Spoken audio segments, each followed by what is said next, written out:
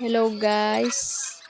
Yan, maganda tanghali nga pala sa inyo. Kagagaling nga lang pala namin ng Mataki at sinundo nga pala kami ng aming papa para mamista nga pala ng Binawangan.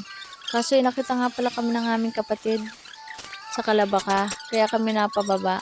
At papatulong nga pala daw siya kasi magdi-decorate daw siya kasi birthday niya ngayon. So ayan, tinulungan na nga pala namin siya ngayon.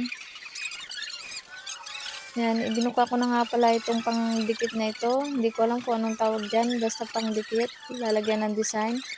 Ayan, pinagtala na nga pala namin ng balat. Katagal na nga pala namin balat. Sumuot nga pala din yung aming kapatid kaya medyo naputol. Yan, kaya hindi natuloy na ganda. Dinikit na nga pala namin sa may bintana. Pagkadikit nga pala namin dyan sa may bintana na yan, sumama na siya kaya pinutol na namin.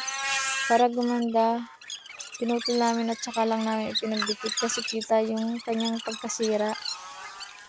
And then yung pagkasira nga pala niya na ipinagkalangan namin para hindi na siya maka-istorbo pa at hindi na makapangit ng design. Ayan, tumayo na nga pala ako dyan para putulin na nga pala siya. Kaputol ko nga pala siya, nilagay na lang po namin siya ng dikit at pinaglapit ko na lang po para medyo maganda-ganda. Yan. Eh din guys, pagkatapos ko nga pala niyan, naglubo-lubo na nga pala po kami ng balloons. Gamit nga pala namin ang aming mga bunganga. Kaya lang ay medyo masakit na nga po ang aming mga pangakahihip-hip kasi wala nga po pala silang pambumba. Ganyan. Tinulungan nga pala po kami yan nila. Kasi nga po marami pa po kami gagawin kasi mapunta pa po kami ng Binawangan guys. Yan, tinali-tali na nga pala. Binuhat nga pala namin yung lamisa. Pinag-usungan nga pala po namin kasi babasagin siya. Mahirap na po baka maibagsak namin. Hindi naman po sa amin yan. Pinagkala nga po namin para may bilo-bilo dyan. At makakit nga pala po ako sa bintana para idikit ang aming balloons na aming tinali-tali. Medyo tatlo nga lang po kaya ang aming inilagay kasi nahirapan na nga po pala kami magbumba. Yan, inuna ko na nga pala po yung tatlo. Inilagay ko na nga po pala sa unahan. Tapos nga pala, nag-upo-upo nga pala ang aking tatlong samahan para magpinto-pintuhan at medyo nagpipintuhan na nga pala sila. May ginagawa naman pala sila at nagtatali-tali sila ng balloons at para maidikit ko na nga pala po siya. Inabot ko nga pala po yung gunting at para putulin niya yung tali para maikabit niya nga pala guys. So, ayan guys, tumayo na nga ako at nilagay ko na nga po pala ulit siya. Pagkatapos ko nga pala po niyang itali, ilagay dyan. Nagpunta-puntuhan na nga po pala kami at nagpatimpla na nga rin pala muna po ako sa aking kapatid ng kape at medyo ako'y napapakpi na nga pala.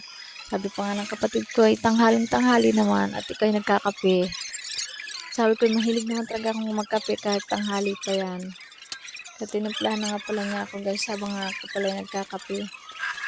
Nagkikwentuhan kami at medyo pagkwento-kwento namin ay ako'y naglalakad-lakad na nga pala para maghanap-hanap ng itatali dito sa balloons.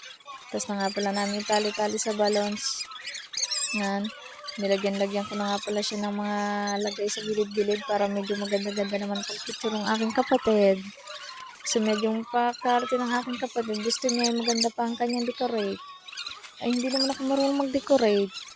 Kaya bahala na yan kung anong niya, style niyan. Basta na-decorate ko na nga pala siya niyan. So yan guys. Ilagay ko na nga pala yung tatlo sa gilid at ilalagyan ko pa sa kakabila ng tatlo para medyo okay-okay naman siya tingnan. Kahit hindi disinting. Pero maganda naman siya, diba guys? Okay na pala nga yan. Pag picture-picture nga lang pala niya yan. So, tapos ko nga pala magdikit niyan. Inilagay ko nga pala yung camera doon sa tatlo at sila nga pa yung nagchichismisan.